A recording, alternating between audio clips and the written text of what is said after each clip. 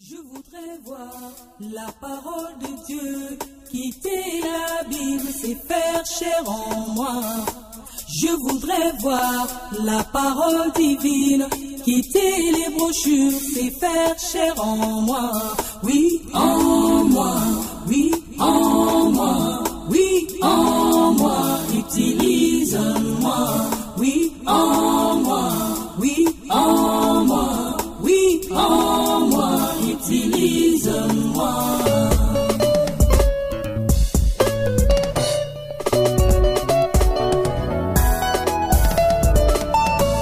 Kolo Yesu, Nzambe na bomoi, likonzi na moto. Kolo Masia, baseki biso wapi ba Kristu. Oyo ya solo lokola bantoma, pona mobulu ekoti na liloba, bapagano lokola ba Kristu, pe ba Kristu lokola bapagano, nani ya kusunga bobelio, tondi sangarai. Shalom. Nous sommes encore heureux que vous puissiez nous recevoir chez vous dans le cadre de notre émission Conviction. Aujourd'hui, nous recevons encore notre invité, le frère Francis Galilée, ambassadeur de la pharmacie ambulante et l'hôpital ambulante, le distributeur de sa puissance. Avec lui, nous allons évoquer un thème qui est l'actualité, à savoir la génération des jeunes gens. Donc, ce sera ça le thème principal de notre émission. Et ce thème sera divisé et subdivisé en sous-questions. Avec notre invité, il va essayer de nous dire à la lumière de l'écriture et à la lumière de sa connaissance ce qu'il pense de ce thème qui est la génération des jeunes gens. Donc sans plus tarder, nous allons le recevoir par des salutations. Bonjour frère Francis. Bonjour frère Emmanuel. Comment vous allez? Je me porte bien par la grâce du Seigneur Jésus-Christ. En tout cas, nous sommes encore heureux de vous recevoir. Vous êtes ici presque chez vous. Vous connaissez déjà l'expression. Donc vraiment, c'est une bénédiction pour nous de pouvoir vous recevoir. Donc nous allons aujourd'hui avec vous aborder le thème la génération des jeunes gens. Et si vous me permettez d'aller un peu vite en besogne, nous avons par exemple le pasteur Zakola qui aime vraiment ce thème-là, les young people. Donc nous espérons qu'avec vous, nous allons pouvoir vraiment éclater ce thème. Déjà, pour commencer, c'est quoi la génération des jeunes gens? Quand on parle de la génération des jeunes gens, il s'agit simplement d'une génération qui devait naître après le départ du prophète William Branham pour pouvoir prendre sa relève et propager le message de la fin. Ok. Donc, si vous dites que c'est les gens qui devaient naître après le départ de Frère Branham. Bien sûr. Ok, bon. Frère Branham, il est rentré à la maison, je pense que ça fait de cela. Ça fait 100 ans. Merci de me faire répondre. Donc, moi, j'aimerais vous poser la question. C'est qui ces jeunes gens-là? En fait, à la lumière des Écritures, nous allons essayer un peu de pouvoir lire, pour pouvoir tirer des choses au clair. Donc, de façon générale, ce qu'on doit retenir d'abord en un mot. Quand on parle des jeunes gens, il s'agit des gens qui ont un ministère dans leur vie pour pouvoir répandre le message que nous avons reçu par le précieux prophète William Branham. Donc, en parlant de cela, et je disais au niveau des jeunes gens, et les jeunes gens, ce sont des gens qui ont un ministère dans leur vie. Et pour donc, en parlant des jeunes gens, je disais que non, il s'agissait des gens qui devaient prendre la relève du prophète William Branham pour pouvoir propager le message. Mais les jeunes gens de façon générale, n'ont pas commencé après le départ de Frère Branham. Depuis le temps de Frère Branham, il y avait des jeunes gens et William Branham en parlait d'eux. Et il disait également par la suite, après son départ, il devrait y avoir encore d'autres générations de jeunes gens qui devaient continuer également à propager le message de la fin. Donc, sur ce, nous allons d'abord définir une génération. Quand on parle d'une génération selon le plan biblique, il s'agit d'une durée de 40 ans. Donc, en étudiant le message, dans beaucoup de brochures, quand Frère Branham parle des jeunes gens, il commence à partir de l'âge de 15 ans jusqu'à 40 ans, même à 50 ans. C'est Branham qui parle de ça. Même en 1961, il se considérait lui-même comme étant un jeune gens. N'est-ce pas? Tu peux être vieux dans la peau, mais à l'intérieur, tu es jeune. Tout comme nous avons aussi des papas, comme le vieux Oba Sauter, c'est un papa en âge, il était dans le 50e, mais à l'intérieur de lui, c'est un jeune gens. Pourquoi? Parce qu'il a compris le sens du message. N'est-ce pas? Donc, sur ce, nous allons lire le frère Branham pour pouvoir comprendre la procédure des choses. Frère Branham dit dans le message évangile du côté de Jésus-Christ, à partir du paragraphe 83. Frère Branham dit, et alors, commencez dans vos propres groupes à former d'autres ministres, des hommes dans la vie desquels vous reconnaissez un appel au ministère. Formez ces jeunes hommes, amenez-les ici à l'ancien. Asseyez-vous tous ensemble pour une réunion des ministres et enseignez là les choses plus profondes de Dieu, c'est-à-dire les profondeurs des mystères de Dieu, pas des choses élémentaires. Les choses élémentaires, on peut les donner à tout le monde. Mais pour une personne qui est appelée à annoncer la bonne nouvelle, à propager le message, il doit être fidèlement formé, fidèlement enseigné. Et Fabanam dit que pour ceux, il faut qu'il y ait des anciens qui ont été fidèlement formés, fidèlement enseignés pour pouvoir former d'autres personnes à leur tour. Tout comme le prophète, le pasteur Neville, avant il était dans la dénomination, il avait acquis un diplôme de doctorat dans la théologie, mais quand il venait dans le message, il devait s'asseoir sur le banc pour pouvoir écouter les instructions de l'ancien William Branham. Et une fois qu'il a écouté les messages pendant plusieurs années, il a compris le message, il a compris les profondeurs des mystères de Dieu. En ce moment-là, frère Branham, et ensuite il avait reçu le Saint-Esprit, frère Branham pouvait maintenant lui permettre de pouvoir commencer à prêcher. Pourquoi? Parce qu'il avait déjà saisi la vision. De le terme, frère Branham utilise catch vision. Donc c'est ça la génération des jeunes gens. Ils saisissent la vision. Donc frère Branham dit donc quoi les former? Il dit un chef. Et puis, si parfois. Donc, toujours je continue à lire toujours dans ce évangile du côté de Jésus-Christ, en bas, paragraphe 83. Il dit, ayez au milieu de vous quelqu'un en qui vous pouvez avoir confiance, qui vous considérez un peu comme un chef. Et puis, si parfois vous ne voyez pas les choses tout à fait comme lui, ça va, ce n'est pas grave. Quoi qu'il en soit, vous êtes dans la foi. Je descends au paragraphe 96. Nouvelle femme. Supposons que j'aille en Inde et je retourne en Inde, là-bas, je dirai à ces gens que qu'est-ce qu'il serait de milliers de rester là-bas une semaine ou deux. Et ils verraient ces ministres, ils l'aiment, ils croient que c'est la vérité, ils sortiraient du paganisme. Là, j'aurais, peut-être en l'espace de 2 ou 3 semaines, quand je suis allé là-bas en 2 soirées, peut-être que 100 personnes se sont converties à Christ et n'avaient aucun endroit où aller. Le lendemain, j'ai pris l'avion et je suis reparti pour rendre ensuite aux États-Unis. Je les ai laissés comme des brebis abandonnées au milieu des loups. Mais si j'avais un groupe d'hommes, des jeunes hommes qui ont été formés dans le message, c'est-à-dire que ces jeunes hommes doivent être formés par la dénomination, ni par la théologie, ils doivent être formés par les messages. Et nous savons qu'au temps de la fin, nous avons reçu qu'un seul message, sorti d'une seule bouche, de William Branham, qui est le message de la fin. Il dit, voyez, et que je puisse dire, et 1 minute avant que je reparte d'ici, nous allons mettre ces églises en ordre. Je vais mettre en place un homme. Je les ai avisés par télégramme, on leur fournit l'argent. Ils sont en route maintenant même pour prendre la relève. Un brave homme, il est accompagné de 2 ou 3 hommes qui seront ses compagnons à l'œuvre assistants. Donc ici, Frère Branham nous parle simplement que quand il était parti en Inde pour une mission d'évangélisation, il avait gagné beaucoup des âmes à Christ, mais ces âmes-là n'avaient pas d'endroit où aller. Par conséquent, s'il avait formé des jeunes gens dans son église, il devait leur payer les déplacements pour aller encadrer ces jeunes gens-là dans la parole. C'est comme un peu ce que l'apôtre Paul a fait avec Timothée.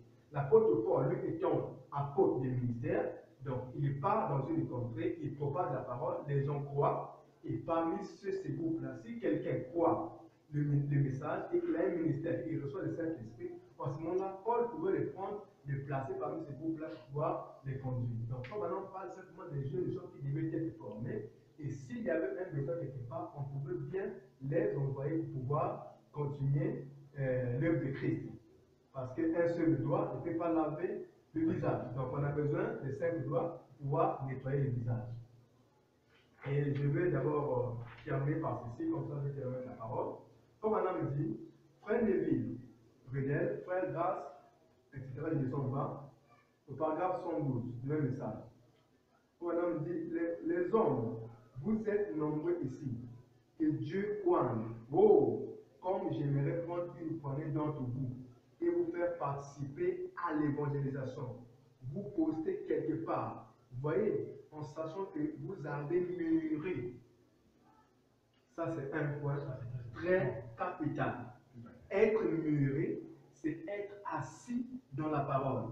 À tel point que quand quelqu'un viendra avec une doctrine pernicieuse, cela ne peut jamais en aucun cas te bousculer. Pourquoi? Parce que tu as mûri, tu es assis dans la parole, tu as été solidement formé par des anciens qui ont été aussi formés par d'autres anciens. N'est-ce pas? Et Frère Branham continue, on dit ceci, vous pouvez tenir et vous connaissez le message. Et sachant, vous connaissez le message, vous étiez pour faire, vous pouvez tenir et vous connaissez le message. Ah, donc vous pouvez vous tenir et vous connaissez le message et vous étudiez pour faire vos propres preuves. Vous sentez un appel dans votre vie. Je vois 2 ou 3 jeunes hommes et 4 ou 5 autres assis dans une autre rangée ici. Et comme ça, vous êtes des jeunes hommes. Moi, je veille. Frère Neville veille. Nous sommes des hommes d'âge mûr. Si le temps poursuit son cours, au bout d'un moment, nous allons quitter la scène. C'est vous qui devrez prendre la relève. Voyez? Et donc, voyez-vous? Et là, peut-être, qu'en ces jours-là, ce sera devenu encore plus glorieux s'il y a un lendemain. Frère Branham nous parle que lui, il est déjà avancé en âge. Frère Neville aussi avancé en âge. Et que dans 2 matins, il devait quitter la scène.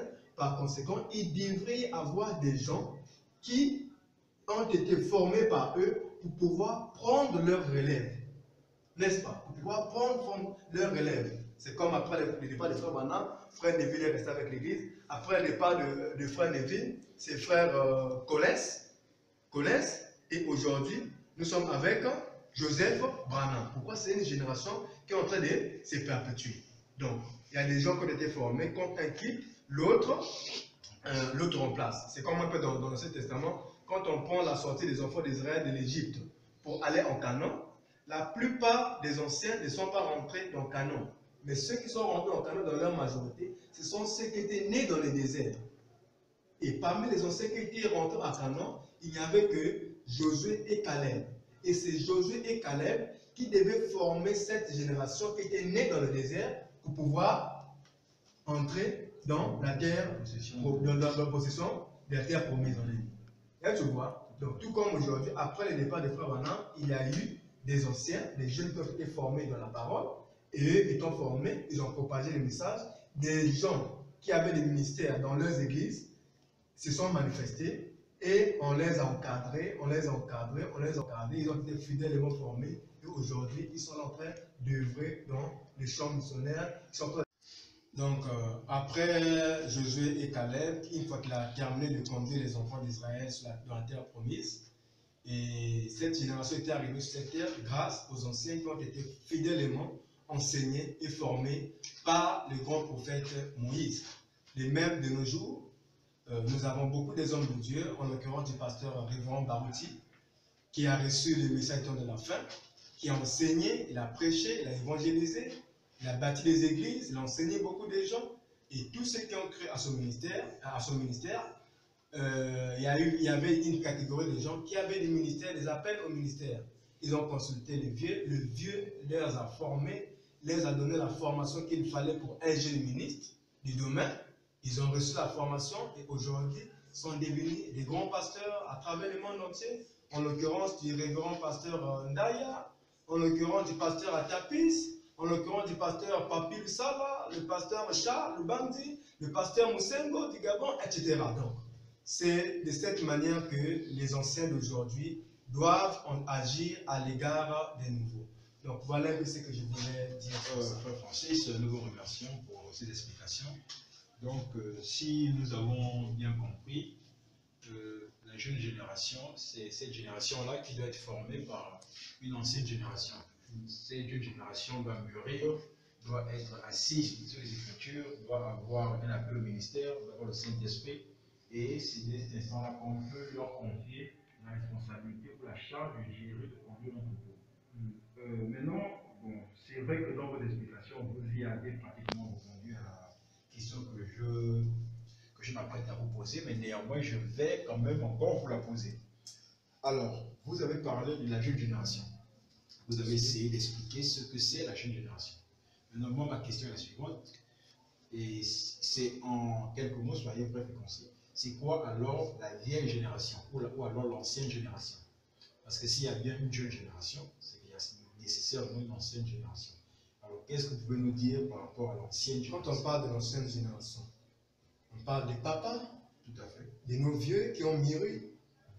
À l'époque, ils étaient jeunes gens, ils étaient des jeunes dans le ministère, dans le travail de Dieu. Aujourd'hui, ils ont grandi, ils sont devenus des papas, comme ils ont aussi enfanté. Ils ont aussi enfanté d'autres ministères et les enfants aussi à leur tour, ils ont fondé. Donc, la chose ne fait que c'est perpétué du jour au lendemain. Donc, c'est voilà. Cette question, je ne l'ai pas posée de manière anonyme parce que j'ai envie d'arriver quelque part. Aujourd'hui, nous constatons comme s'il y a en griffe un conflit entre les jeunes et les vieux. Aujourd'hui, par exemple, le pasteur Moussin que vous avez cité, bien sûr, récemment, il a fêté son jubilé, ses 50 ans. Et en l'occurrence, plusieurs prédicateurs sont passés par là avant lui. Étienne Milongo, Soké Robal, Foucault du Ciel, Moussengo et bien d'autres. Donc aujourd'hui, j'ai l'impression, ça c'est une impression que j'ai, que les jeunes ministres ont tendance à vouloir s'approprier ou s'accaparer en fait, le titre de jeune génération et d'essayer un peu de jeter un peu des pics aux anciens parce que là, ils ont atteint 50 ans. Donc moi, je veux savoir, est-ce qu'aujourd'hui, parce qu'un prédicateur ou un pasteur a atteint 50 ans d'âge, est-ce que ça fait de lui un vieux? Est-ce que ça fait de lui, non? En fait, est-ce que ça le classe dans la catégorie de la vieille génération par rapport, par exemple, à nos bien-aimés Sauvé, Jospin, bien. Est-ce que, parce que tu as fait 50 ans, automatiquement tu es déjà considéré comme la vieille génération? En fait, c'est comme je l'ai dit dans mon préambule, je disais que quand on parle de la génération des jeunes gens, maintenant nous parlons de cela, il commence à partir de la tranche d'âge de 15 ans jusqu'à 40 ans. Et dans d'autres messages, il prend même jusqu'à 51 ans. Barnum est né en 1909. En 1961, il dit qu'il était jeune gens. En 61. En 61. 2 ans, 4 ans avant le retour à la maison.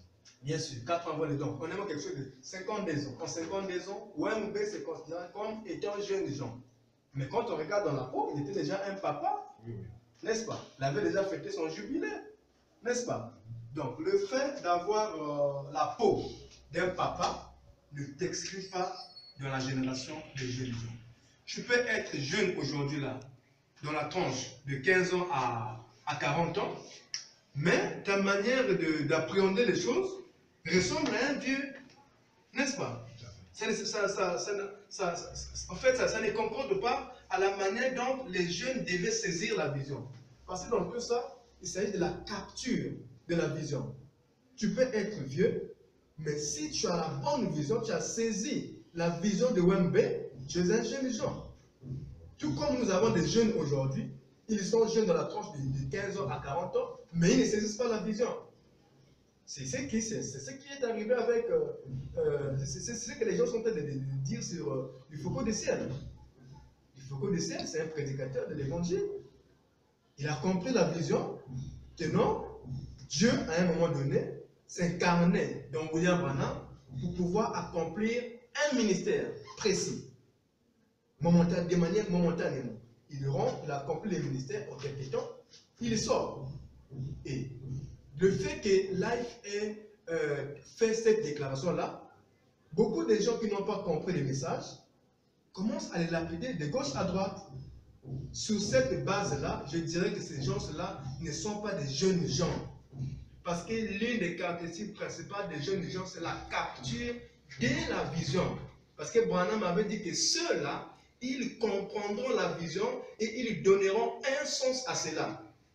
Donc, du moment où tu ne comprends pas la vision de WMB, tu n'es pas un jeune gens. Je ne dis pas ça pour pouvoir insulter les gens, ou pour pouvoir manquer du respect aux gens, mais je répète simplement ce que le prophète a dit. Branham a dit que les jeunes gens vont comprendre ce que le messager a dit. Ils vont saisir la vision et ils vont donner un sens à ce message-là. Voilà un peu ce que je pourrais dire sur ça. Donc, tu peux être vieux, mais du moment où tu as la vision claire de WMB, tu es un jeune gens. Mais dans la peau d'un vieux. Voilà. Je pense aussi notamment au pasteur Francis Tilona, certainement qui n'a pas encore fêté son jubilé, mais je pense quand même qu'il a saisi la vision, il a saisi le message. Donc c'est un jeune gens. C'est un jeune gens. Il est là en train de donner un sens au message. Quand la chose n'est pas à sa place, il monte, il déclasse ça.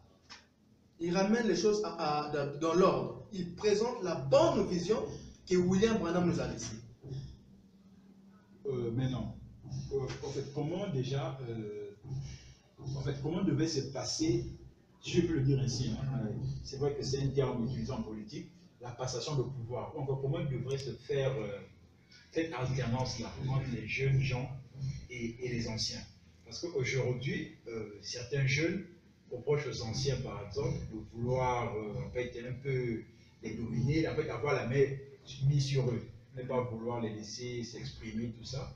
Et certains anciens aussi reprochent aux jeunes d'être de fois fougueux, de fois arrogants, de fois manquer de manière. Comment devrait se passer cette passation de pouvoir entre les jeunes et les anciens? Les pouvoirs dans quel cadre? En fait, je veux savoir comment est-ce que cela devait être géré en fait? Que le jeune, malgré qu'il soit jeune, qui se sent considéré déjà, qu'il se soit libre de prêcher ce qu'il considère, voilà, ce qu'il croit comme étant vrai, qu'il soit traité comme étant un ministre, comme un Éphésiens 4. Et d'un autre côté aussi, on a aussi des anciens qui sont toujours là, toujours à vouloir toujours surveiller ou avoir une certaine mise, un certain contrôle sur les prédications des jeunes gens en fait. Et voilà, du coup, on assiste un peu à comme un conflit. Donc, en un mot, en réalité, de nos jours, il ne devrait pas y avoir de conflit entre les anciens et les nouveaux jeunes, les jeunes gens dans les ministères. C'est comme aujourd'hui, si on pense par exemple à l'Ancien Testament, après le départ de Moïse, je ne pense pas que Josué et Caleb aient eu des conflits entre eux. Puis se mettre là, c'est lapider, oh non, ce que tu dis là, c'est pas vrai. Moi, la bonne vision, c'est moi qui ai saisi tout. Est-ce que tu comprends? Tu vois, aujourd'hui, c'est là où je disais que non, il y a certaines choses qui sont vraiment très capitales et qui sont vraiment très difficiles à avaler. Pour être clair, je vais revenir sur le terme de Dieu dans la chair. Ça, c'est un morceau très dur dans la quasi, bon, pas la quasi-totalité, mais une bonne partie des anciens, une bonne partie. Aujourd'hui, là, beaucoup des anciens ont du mal à avaler Dieu dans la chair. Donc, la même chose qui s'est fait avec Elohim, quand il visita Abraham, c'était Dieu incarné dans la chair d'Elohim. La même chose. Élève la voix.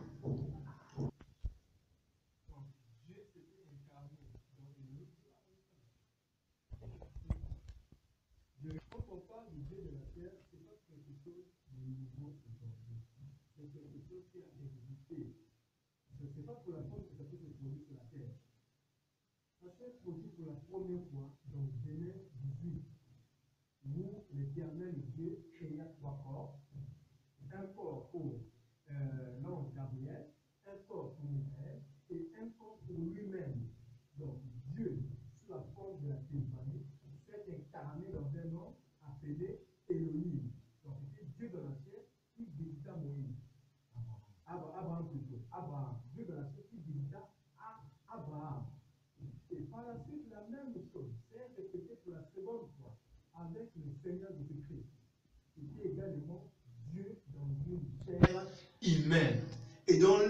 17:30, selon la promesse de la parole, comme le dit William Branham, dit si on essaie de remonter par Malachika, Frère Branham dit que l'Élie d'aujourd'hui, c'est le Seigneur Jésus-Christ lui-même, selon la manière dont il devait venir à propos concernant Luc 17:30.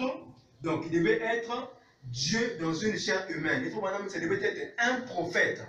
Et ces prophètes, nous savons très bien que c'est Wembe qui est le message du temps de la fin. Donc, la même chose devait se répéter avec William Branham. Mais aujourd'hui, les jeunes gens qui ont compris ça, ils prêchent ça dans leurs églises. Maintenant, les anciens qui ont encore des vieux mécanismes dénominationnels pour pouvoir bien placer les choses à leur place, ne veulent pas accepter ça.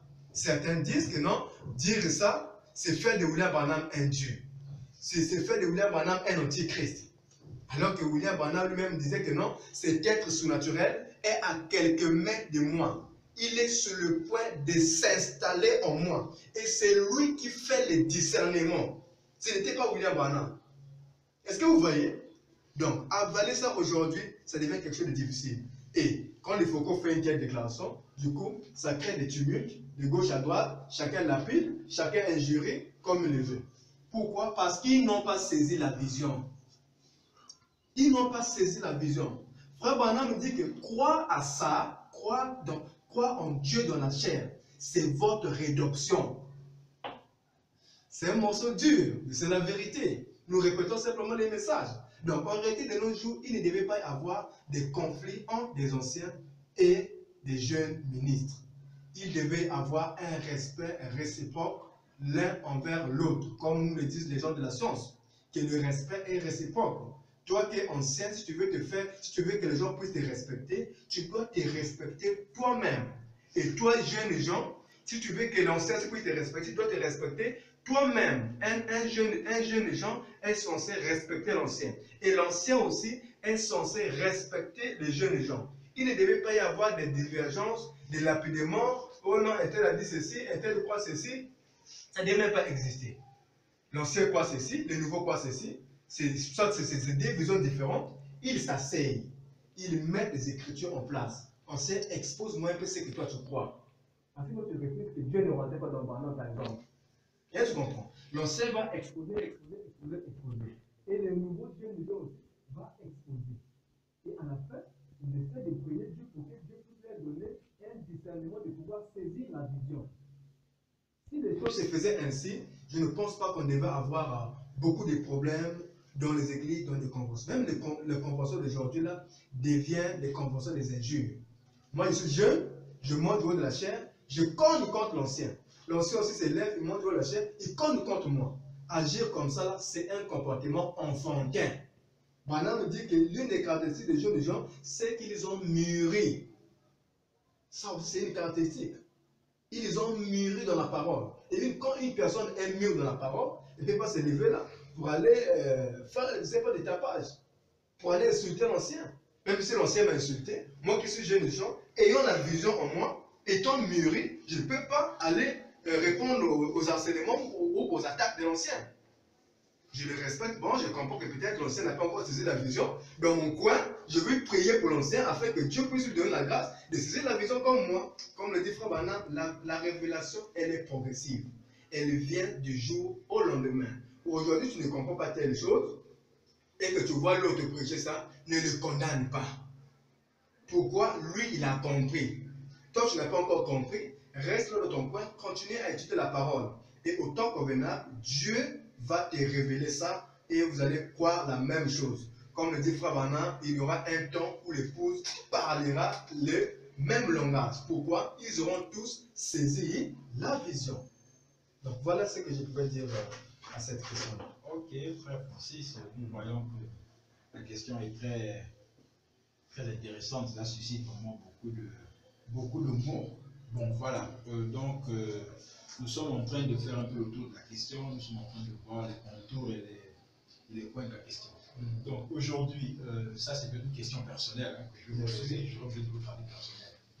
Si il vous était permis d'essayer un peu, dans le monde du message bien sûr, d'essayer un peu de faire deux groupes. Un groupe des anciens et un groupe de jeunes gens. Selon vous, si vous demandez par exemple de citer 5 anciens et 5 jeunes gens, lesquels vous viennent à l'esprit? Entre 5 jeunes gens. Non, donc de citer par exemple 5 anciens que vous connaissez, que vous considérez comme anciens dans le message. Vous citez aussi 5 jeunes gens que vous connaissez, qui ont saisi la vision, qui ont été formés, qui ont mûri dans la parole. Bon, en l'occurrence des anciens, je pourrais prendre par exemple Déjà des cas. Beka fait partie des anciens. Oui. Beka c'est un ancien. Je prends le pasteur Kalungu. Oui. Il fait partie des anciens. Je peux encore prendre qui? Dioka, il fait partie des anciens.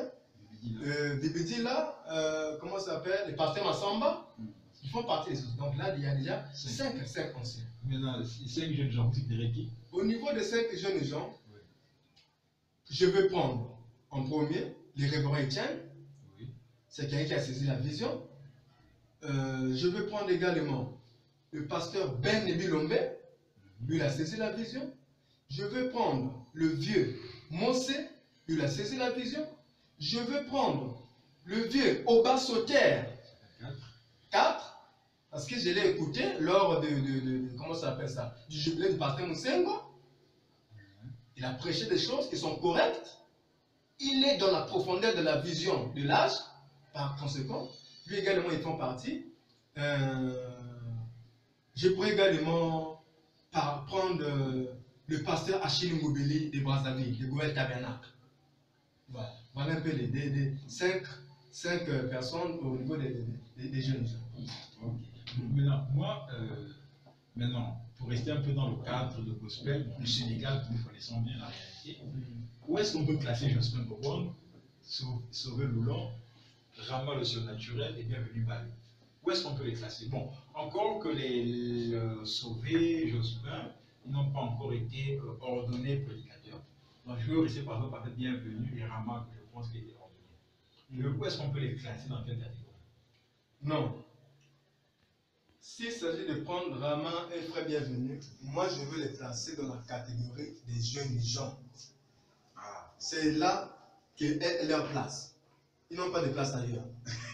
Voilà, ça c'est leur place. Donc Rama est le frère Bienvenu, l'apôtre du surnaturel qui a saisi la vision de l'âge. Lui, il fait partie des jeunes gens. Je le salue là où il se trouve. Ok. Bon, voilà, je pense que nous arrivons au terme de la première partie de notre émission. Avant de marquer une courte pause, est-ce que vous aimeriez rajouter quelque chose, par exemple? Oui, je vais essayer un peu de pouvoir lire rapidement avant de prendre la pause. Donc, Frère Branham dit ceci: faites de ces dames, ça c'est la prière qu'il est en train de faire. Faites de ces dames ici, c'est là où je pense que les pentecôtistes ont failli. Prêché en 55, paragraphe 99. Frère Branham dit, il est en train de prier pour les gens, quoi. Il dit que faites de ces dames ici, Seigneur, des femmes exemplaires dans les quartiers où elles vivent. Faites de ces hommes des lumières pointes. Seigneur, accorde-leur Père. Et dans ces mêmes groupes se tiennent des jeunes gens. Oh Dieu, pose tes mains sur eux pour le ministère. Donne-leur un appel. Puissent-ils mener une vie telle que tu les épargnes des gens et les mettes à part pour les adopter dans ta famille, Père. Et oins-les comme des rois et des sacrificateurs pour diriger dans ton royaume. Donne-leur des ministères et d'autres choses à faire pour amener des âmes à Christ. Accorde-le, Seigneur, pendant qu'ils se tiennent ici humblement. Donc ici, Frère Branham nous parle simplement de ces jeunes gens, des gens qui ont cru à la parole. Et Frère Branham, son soin, c'est là que je comprends que non, Branham aimait vraiment les jeunes gens. Son soin était qu'il y ait vraiment des gens qui devaient perpétuer le message. Et il demandait même à Dieu qu'il puisse leur donner des ministères. Que Dieu puisse leur donner des ministères afin qu'ils puissent gagner des âmes à Christ. Voilà un peu le choix des prophètes. Et je vais boucler par ceci pour prendre la pause. Je descends en bas. Dans la brochure, que dites-vous que c'est? Prêché en 1964, le 27, 12e mois. Paragraphe 7, Frère dit, quand j'entends ces braves jeunes gens qui témoignent de leur foi entièrement fondée sur Christ, alors que je prends de l'âge et que un jour il faudra que je m'arrête et que je rentre à la maison et de voir progresser ces jeunes gens qui sont prêts, qui se préparent à prendre ma relève. Et c'est ainsi que nous faisons. Branham dit, quand il entend ces jeunes gens témoigner de leur foi entièrement fondée en Christ, entièrement fondée dans le message de l'heure, entièrement fondée dans la parole. Branham dit que ces jeunes gens sont déjà prêts et ils se préparent à prendre ma relève.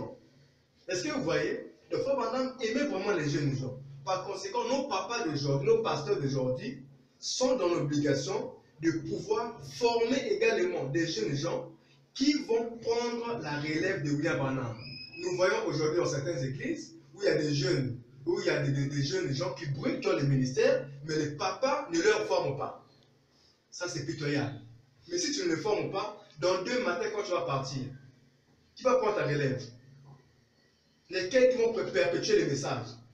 Parce qu'aujourd'hui, quand on parle du ministère, le ministère c'est quelque chose de très important. Et le ministère, pour que ça puisse bien fonctionner, il faut un grand encadrement. Il faut un grand encadrement. Être au pied d'un ancien qui va te former, comme l'a fait William Branham avec William Branham, Frère Neville et les autres. Qui va te former. Petit, quand tu as un ministère, voilà la manière dont tu dois te comporter. Voilà comment est-ce qu'on prépare la prédication. Voilà comment est-ce qu'on se tient du haut de la chair. Quand tu es du haut de la chair, tu ne peux pas dire tel propos et tel propos. Tu ne peux pas tenir tel langage. Tu ne peux pas te positionner comme ceci, par exemple. Là, tu vois, les anciens sont là à vous former. Et parfois, qu'est-ce qu'ils font? Ils peuvent se réunir, comme l'a fait, je pense, le pasteur Chinona, à Pointe-Noire. Il y a eu un groupe de jeunes gens qui sentaient un appel dans leur vie. Ils ont vu le pasteur, ils étaient nombreux. Qu'est-ce que le pasteur a fait? Il a choisi un jour spécial où il a réuni tous ces jeunes gens-là dans une pièce et il les faisait prêcher à tour de rôle. Il ne prêchait pas à l'église, il prêchait entre eux, les jeunes gens. Donc, par exemple, frère, donc tu es jeune dans le ministère, pasteur Francis dit, bon, à présent, nous allons écouter les frères Emmanuel. Non, tu montes du haut de la chaîne et tu commences à prêcher. Nous, on va t'écouter. Et à la fin, on essaie de faire les bilans. Non, tu as dit ceci alors que ce n'est pas comme ça, je devais dire comme ceci, voilà, voilà, voilà, voilà. Et je vois, l'ancien sert à ça, il doit t'écouter. En t'écoutant, il peut constater quelques pépins, te dire que non, voilà la manière dont tu devais faire, voilà, voilà, etc. Donc la formation, elle est très capitale. Si tu n'es pas formé, tu feras beaucoup de dégâts avec les ministères. Raison pour laquelle j'interpelle la conscience de tous les anciens de pouvoir former des jeunes gens qui ont des ministères dans leurs églises, qui les forment pour pouvoir répandre le message partout. Parce qu'il y a beaucoup de gens qui ont besoin de la parole. Jésus-Christ a dit que la moisson, elle est grande, mais il y a peu des ouvriers. Mais parfois, les ouvriers sont là, ce sont les anciens qui ne les informent pas. Vous voyez un peu, donc, c'est sur ça que... Ok, Francis, juste pour corroborer ce que vous avez dit sur la formation, je me souviens, le pasteur Étienne, notre frère, est venu prêcher une fois. Le pasteur Étienne était en train de noter le nombre de fois qu'il était en train de dire dites Amen, dites Amen, dites Amen. Et à la fin, le pasteur Étienne lui a montré le nombre de fois, je pense que ça a dépassé 50 fois comme ça. Il lui avait dit, tu vois, là tu as perdu assez de temps, tu pouvais le trouver. Donc justement, c'était pour dire que vraiment le ministère, comme vous disiez, ça doit être encadré. Donc sur ce, nous marquons une courte pause et nous revenons dans quelques minutes. Dieu dans la chair donne la vie. Oh, oh, oh. Dieu dans la chair donne la vie. Dieu dans la chair te donne la vie. Oh, oh, oh. Dieu dans la chair donne la vie. Dieu dans la chair te donne la vie. Oh, oh, oh. Dieu dans la chair donne la vie.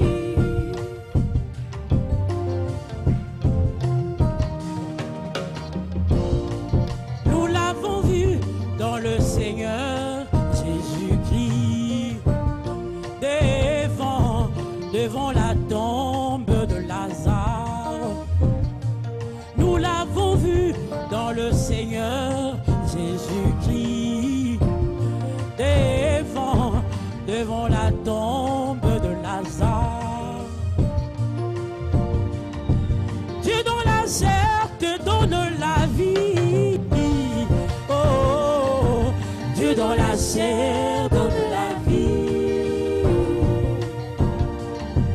Dieu dans la chair me donne la vie.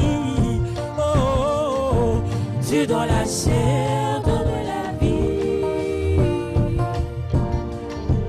Elohim descendit, visiter Abraham. Elohim descendit, visiter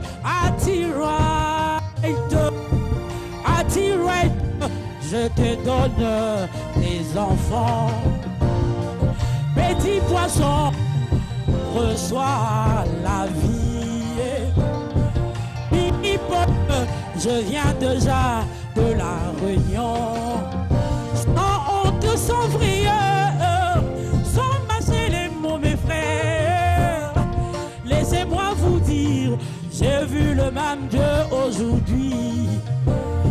Mais pour cette fois-ci, pas dans une robe, Jésus en cravate, Jésus vestologue, Jésus parle anglais. Oh toi William Branham, si tu n'étais pas venu, nous ne serions jamais ici. Dieu dans la chair te donne la vie. Oh, Dieu dans la chair donne la vie. Dieu dans la chair me donne la vie. Oh, Dieu dans la chair donne la vie.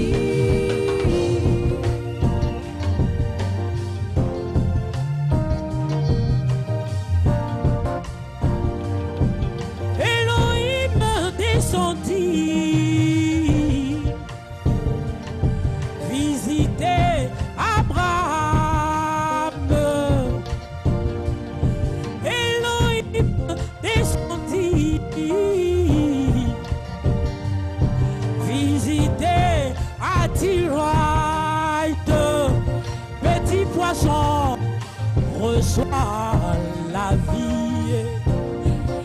Tirette, je te donne tes enfants. Mais Billy Paul, je viens déjà de la Réunion. Sans honte, sans frayeur, sans mâcher les mots, mes frères. Laissez-moi vous dire, j'ai vu le même Dieu aujourd'hui. Mais pour cette fois-ci, pas dans une robe, Jésus en cravate, Jésus vestologue. Que Dieu te bénisse.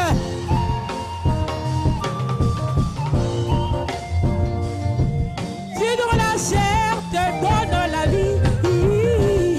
Oh, Dieu dans la chair donne la vie. Dieu dans la chair me donne la vie. Oh, Dieu dans la chair donne la vie.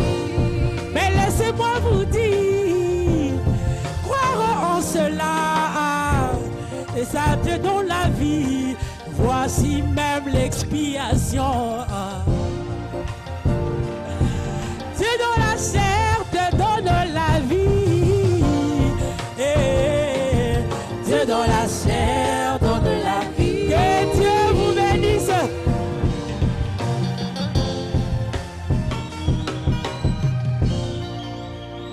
Voilà, dans le cadre de la deuxième partie de notre émission, sans plus tarder, nous allons passer à la deuxième partie et notamment lors de la première partie, nous avons parlé des jeunes gens, comment est-ce qu'ils étaient formés, comment est-ce qu'ils devaient être faits des anciens. Maintenant, frère Francis, la question que je me pose, lorsqu'un jeune homme ou un jeune gens, pour rester avec les termes du sujet, lorsqu'il était formé, lorsque par exemple la session de frère Paul est parti en Inde, il a gagné des âmes à Christ, malheureusement il n'avait pas des jeunes gens pour pouvoir aller commencer mieux pour là-bas. On va supposer par exemple, parce que par exemple, qu'il y a beaucoup de jeunes qui sont nés, qui sont ministères. Il y a par exemple dans une localité,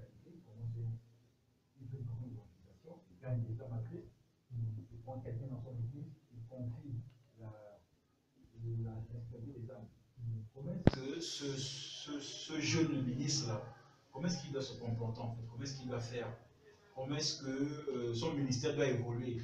Parce que aussi, il faudrait aussi que le peuple qui est là doit voir le surnaturel dans la vie de ce jeune prédicateur-là, doit voir vraiment que ce jeune-là, il est comme l'ancien qui était venu, qui avait vraiment démontré la puissance du surnaturel. Donc, qu'est-ce que vous pouvez dire par rapport à ça? Un jeune homme, on confie une église qu'il doit gérer.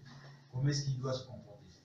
Bon, en réalité, un jeune homme du genre, d'abord, pour le moment, pour pouvoir s'élever, aller apporter la parole, il faut d'abord avoir le Saint-Esprit. Le Saint-Esprit n'est autre que le surnaturel. Quand tu as le Saint-Esprit, les restes des choses, c'est lui qui va les produire. Il va guérir les malades, il va accomplir des grandes choses, il va sauver des âmes par toi, il va te protéger contre toutes les attaques de l'ennemi sous leur forme, dans la localité où tu te trouveras. Voilà pourquoi Frère Branham nous dit dans ce message ici, il dit que, même dans le message, que votre lumière luise ainsi devant les hommes. Prêché en 1961, il dit paragraphe 51, peu importe, nous n'avons pas besoin de grands auditoires. Nous n'avons pas besoin de prêcher à des dizaines de milliers. Nous n'avons même pas besoin de prêcher. Nous pouvons être des panneaux publicitaires de Dieu. Comment savez-vous si votre vie ne pourrait amener un jeune homme à l'évangile?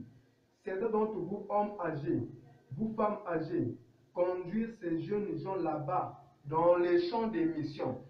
Branham dit, à gagner 10 000 âmes pour Christ. Ce serait parce qu'ils auraient vu Christ en vous. N'est-ce pas? Donc cela remet à dire que ces jeunes doivent avoir Dieu en lui pour pouvoir démontrer Dieu afin que les gens croient. Et au travers de lui, les gens aussi peuvent recevoir Dieu et être protégés contre toutes les attaques de l'ennemi. Frère Branham me dit, c'est vous qui lui avez présenté Christ dans la véritable puissance de l'évangile. Donc la formation des jeunes gens ne consiste pas seulement dans la littérature, l'enseignement simplement. Non, il faut aussi le côté surnaturel, parce qu'il y a des puissances démoniaques qui vont se lever. Et si tu as le côté surnaturel, ce côté-là, qui va te donner la force de pouvoir relever les défis pour pouvoir montrer à ces gens-là que ce que tu as comme parole, ce que tu as comme puissance est au-dessus de leur puissance. Raison pour laquelle Jésus-Christ avait dit aux disciples, je vous donne la puissance et l'autorité de marcher sur les serpents et sur toute la puissance de l'ennemi. N'est-ce pas? Maintenant, du moment où toi tu n'as pas le surnaturel, tu vas simplement avec l'enseignement, mais quand les sorciers vont se lever, papa, tu seras à terre, tu vas plier les bagages, tu vas fuir. C'est là où Frère Branham, ça c'est vraiment une honte pour l'évangile. Vous voyez? C'est là où Frère Branham dit que quand vous partez dans les champs d'édition et que vous tenez devant ces sorciers guérisseurs-là, de l'Inde, de l'Afrique du Sud, et passez par là, Frère Branham dit que vous devez savoir sur quoi est-ce que vous parlez. Vous devez savoir là où vous en tenez. Vous devez savoir de quoi est-ce que vous parlez. Parce que si vous ne savez pas, vous allez subir. N'est-ce pas? Frère Branham arrivé, je pense, en Afrique du Sud.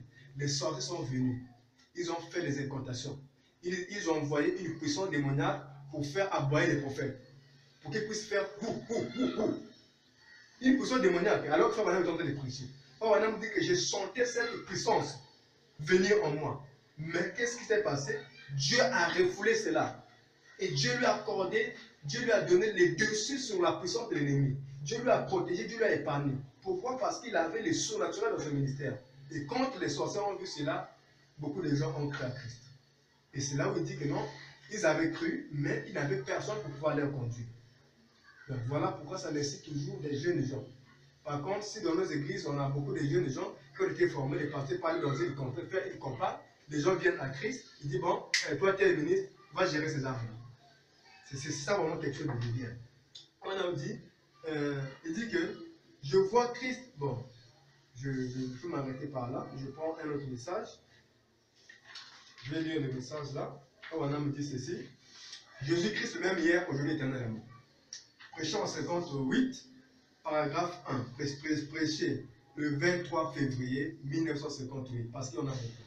Prêché le 23 février 1958. Jésus-Christ est le même hier, aujourd'hui, éternellement. Paragraphe 1. Frère Branham dit, je suis très content d'être de retour dans ce beau tabernacle. Je descends, mais je me suis longtemps souvenu de cette réunion-là. Je me tenais à l'estrade et cependant les gens venaient vers moi et plusieurs reprises pour qu'on prie pour eux. Et ils m'ont dit, frère Branham, j'ai été guéri telle et telle maladie quand vous étiez à Chatoaga.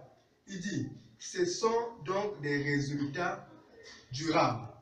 Il dit, de cette même série de réunions sont issus plusieurs prédicateurs.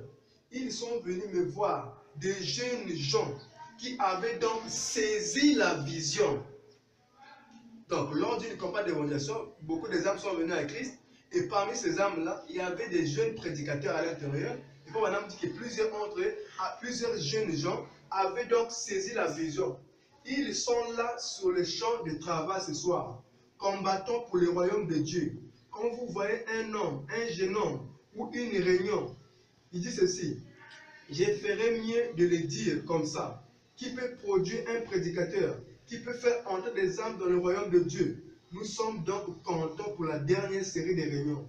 Et nous prions que Dieu donne cette fois-ci une double portion et qu'il nous accorde une grande réunion. Non pas parce que, frère, etc., mais parce que nous croyons que nous sommes très proches de la seconde venue de Christ. Donc, on en parle simplement de ces jeunes gens qui ont cru à son ministère lors d'une campagne d'évangélisation. Et ces jeunes gens avaient saisi la vision. À leur tour, ils sont allés propager également la même nouvelle du royaume des cieux à ceux qui ne l'avaient pas encore reçu. Et plusieurs personnes sont venues à Christ. Donc, ils étaient là, nuit et jour, à l'œuvre, travaillant pour le Seigneur Jésus-Christ. Donc, un jeune gens, Frère me dit que c'est un prédicateur, un jeune ministre qui a le ministère. Donc, pour conclure, Frère me dit, pour conclure, je vais lire la dernière citation. Branham dit dans l'adoption, partie 5, partie 4, plutôt dernière partie de l'adoption, paragraphe 228. Frère Branham dit, jeunes prédicateurs, sortez sur le champ du travail, attelez-vous à la tâche, vous tous les jeunes prédicateurs et tout, ne restez pas assis à ne rien faire, sortez, allez gagner une âme, faites quelque chose. Allez, mettez-vous à l'œuvre. Ne t'arrête pas, jeune prédicateur, là-bas, que Dieu te bénisse. Donc, Branham voulait que ceux qui ont le ministère, ceux qui ont un appel, qui prêchent, qu'ils ne puissent pas avoir des bras croisés, à ne rien faire. Branham dit non, ne croisez pas les bras, ne restez pas assis à la maison à ne rien faire. Allez gagner une âme quelque part. C'est ce qui se passe avec certains jeunes ministres. Dieu t'a donné le Saint-Esprit. Dieu t'a commissionné. Ne reste pas à la maison à attendre la chair du pasteur. Parce que la chair de l'église, c'est la chair du pasteur. Lui, quand il va décider, c'est peut-être pendant un petit temps, une semaine, 2 semaines. Et le reste du temps, c'est le pasteur qui prêche. Vous voyez? Donc, un jeune gens doit se mettre à l'œuvre. Du moment où tu n'as pas la chair, va quelque part. Va dans les champs missionnaires. Va gagner des âmes, va témoigner par-ci, par-là. Donc voilà un peu comment est-ce que les jeunes gens devaient procéder. Francis, nous vous remercions parce que aujourd'hui, nous remarquons que les jeunes gens, quand ils regardent par exemple la manière que Dieu utilise l'ancien, ils ne savent pas que derrière, il y a des sacrifices que l'ancien fait. Bien sûr. De consécration, de prière. Moi, j'écoutais le pasteur Lifoko qui témoignait que dans sa chambre, il y a 2 lits. Donc, il y a genre 2 chambres dans une chambre. Il y a 2 lits. Son lit à côté, son bureau, la lui médite, et le lit où sa femme dort. Il disait que lui, il passe plus de temps à dormir seul. Et c'est voilà pourquoi on voit la manière que Dieu l'utilise. C'est parce que derrière, il se consacre, le surnaturel l'accompagne. Donc, vraiment, on sait que nos jeunes ministres sachent aussi que le surnaturel, c'est important. Ils doivent recevoir les secrets des anciens. Voilà, tout à fait. Et comme on dit souvent, tel père, tel fils. On a vu le frère Brice ici, parce qu'on sait qu'il sort de quelqu'un qui est grand. Qui est plein feu. Voilà. Et si tu n'as pas le feu aussi, va aussi auprès de ceux qui en ont. Ils vont te communiquer. Ah oui, ça c'est un élément très capital. Ça c'est aussi l'unité. Il ne faut pas vraiment avoir un esprit de complexe. Oh non, si je vais là-bas, on dirait que moi je suis rien. Non. Tu es quelque chose. Seulement Dieu a fait grâce à l'autre, par l'autre, je peux recevoir le feu. Et ça me rappelle une histoire, par exemple, le pasteur Mabou, lorsque son fils d'audience, pour l'enfant qui commençait une œuvre, son fils voulait que son père puisse le voir, il priait pour lui, son père lui a dit non, va voir le frère Nifoko. Tu vois, ça c'est vraiment... Ça, c'est la reconnaissance. Et l'humilité. L'humilité ministérielle. Ça, c'est très rare. Donc, frère Francis, je ne sais pas, peut-être, avant de terminer, nous aurions bien voulu, nous voulons faire un tour un peu de l'actualité, ce qui se passe un peu sur le web, ce qui se dit un peu concernant le monde du message. Nous allons commencer avec, par exemple, l'histoire de Nifoko. Aujourd'hui, nous constatons que le pasteur Nifoko, c'est un pasteur d'une église. Branham dit, si le Branham Tabernacle veut que je puisse prêcher la doctrine des témoins de Jéhovah, je veux cette doctrine. Mais nous sommes surpris aujourd'hui que Nifoko, dans son église, il prêche à ses brebis, il fait une certaine déclaration, que des gens, même des soi-disant frères du message, prennent cela pour attaquer vraiment l'homme de Dieu, et même les dénominationnaires qui ont interdit à leurs brebis de ne plus écouter la musique de live. Vraiment, par rapport à ça, qu'est-ce que vous pouvez dire concernant ce... Déjà, concernant ce problème, moi je dirais que c'est juste un problème de jalousie. Effectivement. Des gens, il y a beaucoup de pasteurs du message qui prêchent Dieu dans la chair. On n'a jamais coupé ces prédications-là pour aller les mettre sur les réseaux sociaux et se mettre à dénigrer ces prédicateurs-là. Jamais. Mosé, il prêche Dieu dans la chair. Sauter au bar, il prêche Dieu dans la chair. Et bien d'autres. Pourquoi on ne fait pas ça à leur égard? On fait ça seulement à l'égard de l'Ifoko. Parce qu'ils ont vu que Dieu a tellement élevé cet homme dans le domaine de la prédication du ministère et dans le domaine de la musique. Dieu l'a tellement béni par jalousie pour pouvoir le nuire à l'égard du monde entier, que ce soit à l'égard du monde du message, y compris le monde extérieur. Qu'est-ce qu'ils ont fait? Ils ont coupé une partie de la prédication pour pouvoir les détruire en un mot, pour pouvoir réduire à zéro son influence. N'est-ce pas? C'est un problème de jalousie en un mot. Donc pour cet homme-là, je dirais qu'en fait, c'est le diable qui lui a poussé de faire ce genre de choses. Et la personne-là, s'il ne se répond pas devant les médias, premièrement d'abord devant les focaux et devant les médias, n'ira pas au ciel. Branham dit, quand tu as un problème, va vers ton frère. Lui, il a prêché ici dans son église, c'est pour son église. Mais toi, si tu n'étais pas d'accord avec live, tu pouvais aller le voir en privé et on discutait avec lui, ça passe. Aujourd'hui, au lieu de ça, pourquoi prendre ça et les mettre sur les réseaux sociaux pour pouvoir les dénigrer? Et dire que le Foucault a dit que Jésus-Christ c'est un démon, le Dieu qu'on doit adorer, c'est William Branham. Lui faire dire des choses qu'il n'a pas dit. La personne là a la sémence de Satan en lui. Frère Branham dit que chaque sémence doit manifester ce qu'il est. Tous ceux qui viennent écouter la parole ne sont pas les gens de la parole. Judas avait cru à la parole, mais au moment marqué, il a démasqué la véritable sémence qui est en lui. Donc chacun est en train de faire son travail. Donc cher monsieur qui a fait ça, je t'encourage, continue comme ça là, avec ça tu vas en enfer. Ok, Frère Francis, maintenant, d'après vous, comment se porte aujourd'hui le monde du message, le monde plus des prédicateurs? Est-ce que vous sentez qu'il y a plus d'harmonie, que les choses de façon générale, sur le monde, de façon générale, il y a vraiment un grand désaccord. Il n'y a pas vraiment l'union du corps de Christ. Il n'y a pas l'union entre les hommes de Dieu. Parce que tout commence par la chair. Dès lors que la chair est gâtée, l'affaire rentre aussi, les prédicateurs faire entrer leur brebis dans ces histoires-là. Alors que si tel prédicateur et tel prédicateur ne s'entendent pas sur un point, ou bien qu'ils ont des différends, ils pouvaient bien s'asseoir et régler leurs différends. Pourquoi faire rentrer les brebis dans leurs affaires? Ça, c'est quelque chose qui n'est pas bien. Dieu, dans William Branham, nous a prêché un message intitulé « Le temps de l'union ». Nous sommes arrivés au temps de l'union, où l'on doit plus se mettre là à se bagarrer, à se donner des coups de pain, etc. Ça ne devait plus exister. Ces choses-là devaient disparaître complètement. Donc nous sommes au temps de l'union. On doit agir comme des adultes, comme Fabana m'a dit. L'une des caractéristiques des jeunes gens aussi, c'est le fait d'être mature. Donc la maturité va te faire agir selon la parole. Voilà ce que je peux dire là-dessus. Nous sommes arrivés au terme de notre émission. Nous vous remercions, Frère Francis. Comme vous l'avez dit, que Branham a prêché le temps de l'union. Moi, je pense qu'on va s'embrasser parce que vous et moi, nous sommes quand même unis dans le Seigneur Jésus-Christ.